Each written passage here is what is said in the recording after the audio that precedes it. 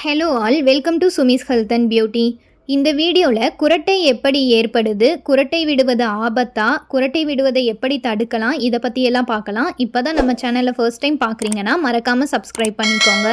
ஆண்களில் 4 ஒருவருக்கும் பெண்களில் 3 ஒருவருக்கும் இரவில் குரட்டை ஏற்படுவதாக நேஷனல் ஸ்லீப் ஃபவுண்டேஷன் தெரிவித்துள்ளது. குரட்டை விடுவது ஆபத்தான்னு கேட்டால், குரட்டை விடுவதை பெரும்பாலும் ஒரு சாதாரண பிரச்சனையாக நினைத்தாலும் அதில் கவனம் செலுத்த வேண்டியது அவசியம்தான்.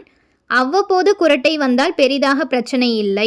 ஆனால் தினமும் குரட்டை விடுவது, அதிக நேரம் குரட்டை விடுதல், குரட்டையின் சத்தத்தில் மாறுபாடு இருப்பின் மருத்துவரை அணுகுவது நல்லது. ஏன்னா குரட்டை சத்தம் அதிகமாக இருக்கும்போது மூச்சு அதிகமாக உள்ளிழுக்கப்படும்.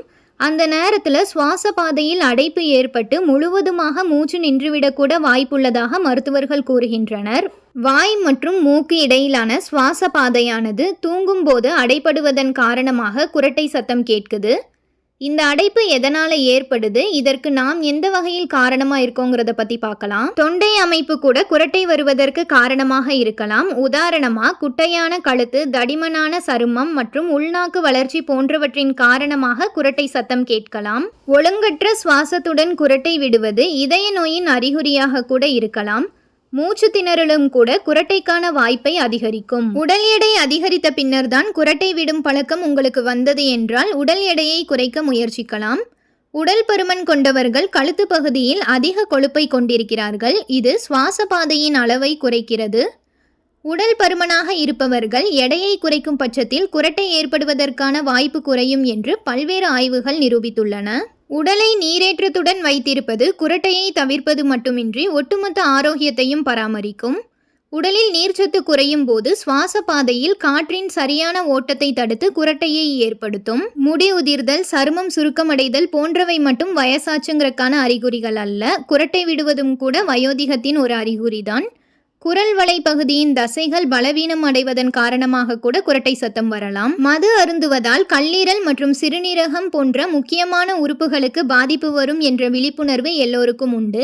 ஆனால் குரட்டை சத்தத்திற்கு கூட இது வழிவகுக்கும் என்பது பலரும் அறியாத தகவல். மது அருந்துவதால் சுவாச பாதை சுருங்க தொடங்குகிறது. இதுவும் குரட்டையை ஏற்படுத்தும். இடது பக்கமாக தலை சாய்த்து ஒரு பக்கமாக தூங்குவதுதான் நல்ல ஆழ்ந்த தூக்கத்திற்கு வழிவகை செய்யும் மற்றும் உடல் நலனும் பாதிக்கப்படாது. முதுகு பகுதியின் ஆதரவில் தூங்கும்போது நாக்கு தொண்டையுடன் ஒட்டிவிடும். இதனால் சுவாச பாதை சுருங்கி குரட்டை சத்தம் உண்டாகும். தூங்க செல்வதற்கு முன்னாடி ஒரு பவுல்ல தண்ணீரை சூடுபடுத்தி வாயை திறந்து நீராவி பிடிங்க. தொண்டையில படும் ஈரப்பதம் உங்க குரட்டையை குறைக்கும். மூச்சு விடுதல் தொடர்பான பிரச்சனைகளும் நீராவி பிடிப்பதன் மூலம் குணமடையும். சுவாச மண்டலம் எந்தவித தடங்களும் இல்லாமல் உங்களுடைய உடலுக்கு தேவையான ஆக்சிஜனை உள்ளெடுத்து செல்ல முடியும். சீராக ஆக்சிஜன் உடல் முழுவதும் பரவாமல் இருப்பதுதான் குரட்டை வருவதற்கான முதன்மையான காரணமாக பார்க்கப்படுகிறது. இதனால் நீராவி பிடிச்சிட்டு தூங்குறதுனால குரட்டை குறைய வாய்ப்பு இருக்குது. இந்த வீடியோ உங்களுக்கு யூஸ்ஃபுல்லாக இருந்தால் நம்ம சேனலை மறக்காமல் சப்ஸ்கிரைப் பண்ணிக்கோங்க. தேங்க்ஸ் ஃபார் வாட்சிங்.